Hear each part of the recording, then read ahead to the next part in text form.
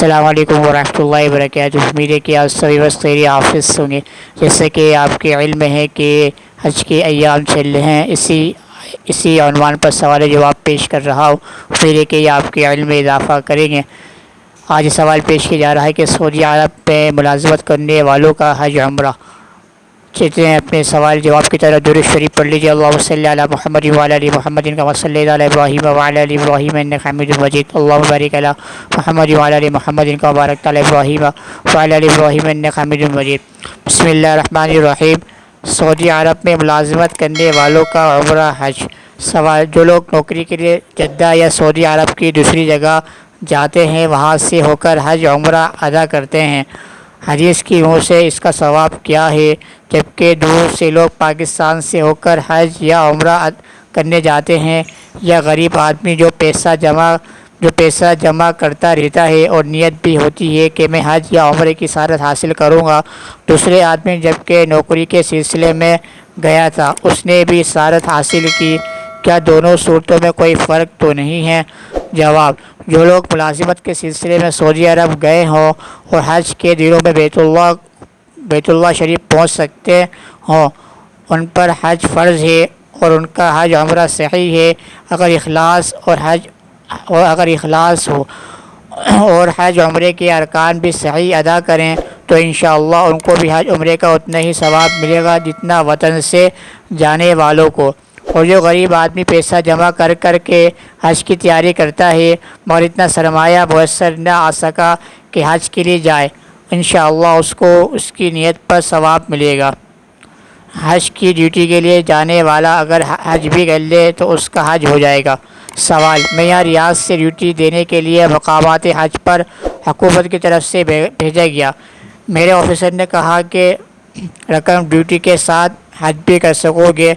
اس طرح میرے افسر کے ساتھ میں نے حج کے تمام مناسک پوری طرح ادا کیے، اور واپس آنے کے بعد میرے کچھ ساتھی کہتے ہیں اس طرح ڈیوٹی کے ساتھ حج نہیں ہوا، جبکہ ہمارے ساتھ بہت سے مولانا حضرات بھی تھے جنہوں نے ڈیوٹی بھی دی، جو کام حکومت نے ہمارے سپرد کیا تھا وہ بھی پورا کیا، اور افسروں کی اجازت کے ساتھ مناسک حج بھی پوری طرح انجام دیا۔ آپ کے خیال میں اس حج کی شرعی حیثیت کیا ہوگی؟ جواب: آپ کا حج ہم خرما و ہم ثواب کا مصداق ہے۔ آپ کو دورہ ثواب ملا، حج کا بھی اور حجاج کی خدمت کرنے کا بھی۔ یہاں پر سائل محترم کی طرف سے یہ سوال پیش کیا گیا ہے، جیسے کہ کوئی حضرات ہوتے ہیں جو حج کے لیے سلسلے میں وہاں جاتے ہیں، کام کے سلسلے میں جاتے ہیں ریاض جدہ وغیرہ کے اندر، وہ حضرات وہ حج کے لیے گئے، اب وہ حج پہ چلے جاتے ہیں، حج کی سعادت حاصل کر لیتے ہیں، اور دوسرے حضرات جو کہ پاکستان سے مختلف کنٹریز ہوتی ہیں، دبئی، امریکہ، جو مختلف کنٹریز ہیں، وہاں سے حج کرنے کو جاتے ہیں۔ اب آئے کہ ان کے حج اور جو وہاں پر مقیم ہیں، کام کرنے والے ہیں، ان کے حج پہ کیا فرق ہے؟ کیونکہ وہ لوگ تو جو دوسرے حضرات ہیں جو پاکستان سے جا رہے ہیں، وہ تو وطن کو چھوڑ کر ان کے دل میں زیادہ طلب ہے اور وہ زیادہ طلب ہوتی ہے بنسبت ان لوگوں کے جو وہاں کام کر رہے ہیں، اور دوسرے وہ شخص ہوتے ہیں جو غریب غربا ہوتے ہیں، پیسے جمع کرتے ہیں حج عمرے کے لیے، مگر یہ کہ وہ ان کو حج عمرے کی سعادت حاصل نہیں ہوتی، ان کے خانہ کعبہ جانے کی نیت ہوتی ہے۔ اب ان حضرات جو کہ پیسے جمع کر کے جا رہے ہیں اور وطن کو چھوڑ کے جا رہے ہیں، وہ حضرات جو کہ ریاض کے اندر، جدہ کے اندر کام کر رہے ہیں، آئے کہ ان حضرات کے ان دونوں کے حج کے اندر کیا فرق ہے؟ ان کے ثواب میں کچھ فرق پڑے گا؟ تو اس کا جواب دیا جا رہا ہے کہ اگر وہ شخص جو کہ جدہ کے اندر، ریاض کے اندر کام کر رہا ہے، اگر اس کو بس ٹائم ہے، وہ حج کے لیے جا رہا ہے جیسے، تو وہ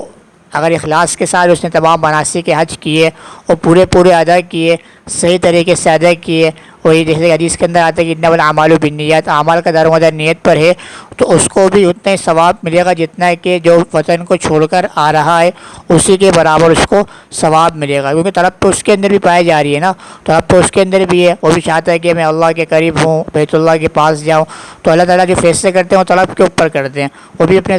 طلب دکھا کر آ رہا ہے، اور جو پاکستان سے آ رہا ہے وہ بھی اپنی طلب دکھا کے آ رہا ہے، تو دونوں کی نیت کیا ہے؟ اللہ سے قریب ہونے کی ہے، اور کیا اللہ کے اللہ تعالیٰ کو جو اس کے اوپر جو فریضہ ہے اس کو پورا کرنے کی ہے، تو یہ کہ دونوں کو ثواب برابر ملے گا۔ اور تیسرے وہ شخص ہیں جو کہ پیسے کے سلسلے میں پیسے جمع کر رہے ہیں اور ان کی نیت بھی ہے کہ وہ پیسے حج اور عمرے کریں، مگر وہ ان کو آج عمرے کی سعادت حاصل نہیں ہو پاتی، تو وہ ان کو برابر بھی ان کو بھی کیا ہے ثواب ملے گا، ان کو بھی برابر کا، جیسے کہ جو کہتے ہیں کہ رات کو اگر کوئی تہجد کی نیت کر لے اور آنکھ نہ کھولے، نیت کر کے سوئے تو اس کو برابر ثواب ملتا ہے۔ اسی طرح اگر کوئی پیسے جمع کر رہا ہو، اس کی نیت ہو مگر جا نہ سکے کسی عذر کی وجہ سے، پیسوں کی وجہ سے، یا کوئی عذر ہو، تو یہ کہ اس کو بھی اسی کے برابر ثواب ملے گا۔ دوسرے وہ ہوتے ہیں، دوسرا سوال جو کہ پیش کیا گیا کہ وہاں پر جو ڈیوٹی وغیرہ کرتے ہیں، کام وغیرہ کرتے ہیں، جیسے کہ یہاں پر بیان کیا گیا، تو جو کام کرتے ہیں جیسے کہ کمپنی کے اندر، کمپنی جن کو کام کے سلسلے میں بھیج دیتی ہے، ان کے جو باس وغیرہ ہوتے ہیں، جو ان کے بڑے ہوتے ہیں، وہ ان کو حج کے لیے بھیج دیتے ہیں، تو وہ وہاں پر جا کے حج وغیرہ بھی کرتے ہیں اور کام وغیرہ جو ہے اپنے ساتھیوں کے ساتھ، اپنے کمپنی کے ورکرز کے ساتھ، اپنے باس کے ساتھ، تو وہ حج کے مناسک کو پورا ادا کرتے ہیں۔ جب وہ کرتے ہیں آئے کہ ان کا یہ حج قابل قبول ہوگا یا نہیں ہوگا، جیسے کہ سائر محترم نے سوال پیش کیا گیا، تو اس کا جواب دیا جا رہا ہے کہ آپ نے جو حج کیے ہیں تو وہ آپ کا حج یہ ہے کہ آپ کا وہ حج قابل قبول ہوگا۔ لوگوں کا کہنا ہے، لوگ یہ کہہ رہے ہیں کہ بھائی آپ نے تو کام کرنے کے لیے گئے تھے، آپ تو حج کی نیت سے نہیں گئے تھے، آپ نے حج کیا تو آپ کا حج نہیں ہوا۔ لوگوں کا یہ کہنا بالکل درست نہیں ہے، آپ کا حج ہو جائے گا، بلکہ آپ کو ڈبل ثواب ملے گا، ایک تو حج کرنے کا اور ایک تو یہ کہ لوگوں کی خدمت کرنے کا۔ اور آپ نے کہا کہ آپ کے ساتھ علماء کرام کی جماعت بھی تھی جو کہ آپ کی رہنمائی کر رہی تھی، تو یہ کہ جب آپ کے ساتھ علماء کرام کی جماعت تھی تو ایسی بات ہے، جو علماء کرام آپ کے رہبر تھے، تو یہ کہ اس میں کوئی شک نہیں ہے کہ ایسی بات ہے، وہ حج آپ کا قابل قبول ہوگا جب آپ کے ساتھ علماء کرام ہو، جنہوں نے آپ کے ساتھ رہبری بھی کی ہو، تو یہ کہ آپ کو اس کا ڈبل ثواب بھی ملے گا، کہ ایک تو آپ کو حج کرنے عمرہ کرنے کا، دوسرا یہ کہ آپ نے لوگوں کی خدمت کری، وہ بھی حج کے ایام کے اندر، تو یہ کہ آپ جو حج ہے وہ آپ کا قابل قبول ہوگا۔ تو یہ کہ بات الحمدللہ سائل محترم ہیں، ان کے لیے بات واضح ہو گئی ہوگی۔ آپ سے بھی ریکویسٹ ہے کہ آپ کے ذہن میں کوئی سوال گردش کر رہا ہو وہ آپ پیش کر سکتے ہیں، میں انشاءاللہ قرآن سنت کی روشنی میں اس کا آپ کو جواب دوں گا۔ کل انشاءاللہ آپ سے اور یہ بھی ریکویسٹ ہے کہ آپ چینل پہ چینل کو آپ سبسکرائب کیجیے، فیس بک پہ on line Quran Majeed classes کے نام سے، انسٹاگرام پہ محمد زید کے نام سے، ٹک ٹاک پہ مولانا محمد زید کے نام سے، اسنیپ پہ مولانا محمد زید کے نام سے میری آئی ڈی مینشن ہے، اس کو بھی آپ فالو کر سکتے ہیں۔ کل انشاءاللہ اسی عنوان پر نئے سوال و جواب کے ساتھ آپ کے سامنے حاضر خدمت ہوں گا۔ میں آپ سے اجازت چاہتا ہوں۔ السلام علیکم ورحمۃ اللہ وبرکاتہ۔ ٹیک کیئر، اللہ حافظ۔